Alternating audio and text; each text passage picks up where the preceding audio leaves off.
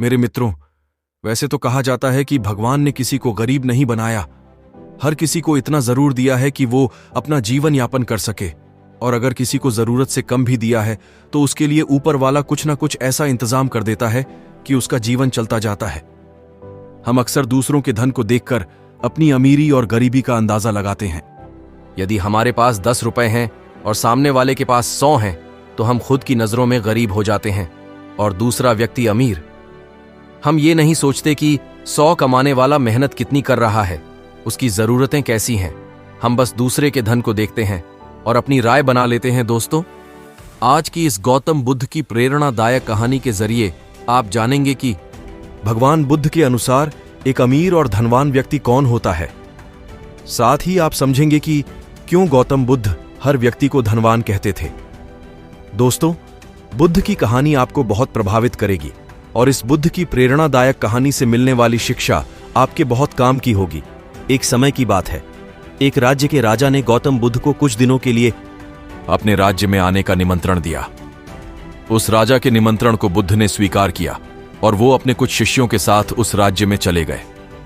बुद्ध से मिलकर उस राजा ने उनसे प्रार्थना करी कि वो कुछ दिन वहां रुककर उसके राज्य के लोगों की समस्याओं का समाधान करें और साथ ही उन्हें धार्मिक मार्ग पर चलने की शिक्षा दें। बुद्ध ने राजा की बात मान ली और 3 दिन के लिए उन्होंने इस राज्य में धर्म सभा करने का फैसला किया। गौतम बुद्ध की आने की खबर पूरे राज्य में फैल गई और धर्म सभा के पहले ही दिन बहुत से लोग आए।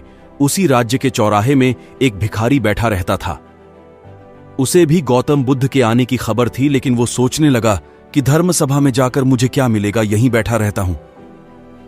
जैसे जैसे लोग आएंगे वो मुझे भीख में कुछ ना कुछ देकर ही जाएंगे। पहले दिन बहुत लोग आए और इस भिखारी की अच्छी खासी कमाई हो गई। अगले दिन फिर वही सिलसिला चला। भीख मांगने के साथ साथ भिखारी ने यह भी देखा कि धर्म सभा में जाते वक्त लोग दुखी और उदास से होकर जा रहे हैं और उसे कुछ देकर भी नहीं जाते, लेकिन जब वो बुद्ध से मिलकर वापस आते हैं तो काफी खुश दिखते हैं और खुशी खुशी भीख भी देकर जाते हैं। यही सोचते सोचते दूसरा दिन भी निकल गया।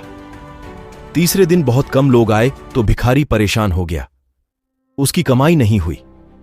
उसने सोचा कि बुद्ध सबकी समस्याओं का उपाय दे ही रहे, तो क्यों ना मैं भी उनके पास जाऊं और अपनी इस निर्धनता को दूर करने का उपाय पूछूं। ऐसा सोचकर वो भी धर्म सभा में चला गया, लेकिन वहां लंबी लाइन लगी थी। बड़ी मुश्किल से उसका नंबर आया। बुद्ध के पास पहुंचकर उसने प्रणाम किया और बोला, भगवान, इस गांव में सभी लोग खुश हैं और सभी धन सुविधा से संपन्न हैं, फिर मैं ही निर्धन क्यों हूं। उस भिखारी को देखकर भगवान बुद्ध बोले, तुम निर्धन इसलिए हो क्योंकि तुम हमेशा दूसरों से मांगते रहते हो, लेकिन कभी किसी को कुछ देते नहीं।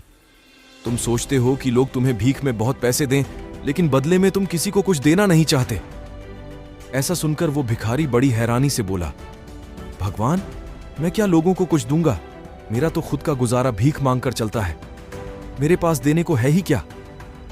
बुद्ध कुछ देर के लिए मौन हो गए और थोड़ा देर रुकने के बाद बोले, तुम बहुत मूर्ख हो। किसी को देने के लिए या दूसरों के साथ बांटने के लिए ऊपर वाले ने तुम्हें और हम सभी को बहुत कुछ दिया है। मुस्कुराहट दी है जिसे तुम दूसरों के साथ बांटकर उनमें आशा और उम्मीद जगा सकते हो। आवाज दी है जिससे तुम मीठे शब्द बोलकर लोगों की तारीफ कर सकते हो। 2 हाथ दिए हैं जिनसे तुम दूसरों की मदद कर सकते हो। एक स्वस्थ शरीर दिया है जिससे तुम भीख न मांगकर मेहनत का काम कर सकते हो। ऊपर वाले ने जिसको ये चीजें बिना किसी कमी के दी हैं, वो कभी निर्धन नहीं हो सकता। तुम निर्धन हो तो बस अपनी सोच की वजह से। जैसे जैसे तुम इस सोच से बाहर निकलोगे, तुम खुद को दूसरों जितना ही अमीर समझने लगोगे और तुम्हारा जीवन भी सुधर जाएगा। दूसरों की खुशी देखकर उनसे अपनी तुलना मत करो। ऊपर वाले ने हर किसी को धनी बनाया है, बस जरूरत है तो अपनी सोच को सुधारने की।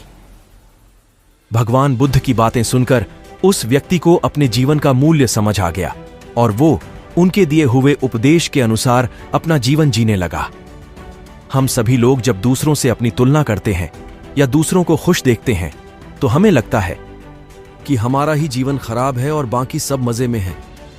हम कभी अपने जीवन की अच्छी चीजों पर ध्यान नहीं देते। हम कभी ये नहीं सोचते कि भगवान ने हमें एक स्वस्थ शरीर दिया है, जो कि सबसे मूल्यवान चीज है। आप भले कि कितने अमीर हों, अगर आपका शरीर काम का ना रहे तो वो पैसा भी किसी काम नहीं आता। और दूसरी तरफ अगर आप गरीब भी हैं लेकिन आपका शरीर एकदम स्वास्थ्य है तो आप अपने आप में एक अमीर व्यक्ति हैं। एक स्वस्थ शरीर पैसों से कितना ज्यादा जरूरी है, कोरोना काल में हम सब देख ही चुके हैं। मेरे प्रिय साथियों, अगर आपको यह कहानी अच्छी लगी हो तो मेरे इस चैनल को लाइक, सब्सक्राइब और शेयर जरूर कीजिए और कमेंट में नमो बुद्धाय जरूर लिखिए। भगवान गौतम बुद्ध आपके साथ हमेशा रहेंगे। धन्यवाद जी।